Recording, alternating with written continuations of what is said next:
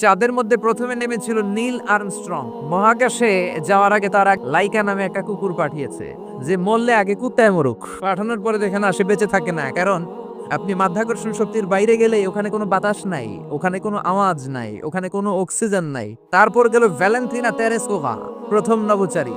এদের সাহসের এই ধারাবাহিকতায় 1969-এ অ্যাপোলো 11 নামে একটা স্পেস শাটল দিয়ে নাসার সেই স্টেশন থেকে নীল আর্মস্ট্রং, এডউইন অলড্রিন আর মাইকেল কলিন্স তিন বন্ধু মিলে একটা স্পেস শাটল দিয়ে চলে গেল চাঁদে। চাঁদে তারা নামলো। দীর্ঘ সফর, প্রচন্ড ক্ষুধা, খাওয়ার কিছু নাই, পকেটে ছিল চকলেট, চকলেট তারা খেলো। ইউনাইটেড স্টেটস অফ আমেরিকার পতাকা তারা সেখানে গেড়ে দিল। নীল আর্মস্ট্রং খেয়াল করে দেখে চাঁদের এই মাথা থেকে ওই মাথার মাঝখানটাতে ফাটা। সে পরবর্তীতে পৃথিবীতে এসে বিশ্বনবীর বায়োগ্রাফি পড়ে জানতে পেরেছে এটা বিশ্বনবী আঙ্গুলের ইশারায় ফাটিয়েছিলেন। পড়েন আল্লাহু আকবার। আবার চাঁদের মধ্যে সে একটা মিউজিক শুনতে পেল, চমৎকার একটা মিউজিক, কিন্তু পৃথিবীতে এসে কোথাও এই মিউজিক সে পায় না। আমেরিকার একটা প্রেয়ার হলের পাশ দিয়ে সে হেঁটে যাচ্ছে, হঠাৎ দেখে ওই মসজিদের ভেতর থেকে ওই মিউজিকটা বাজে।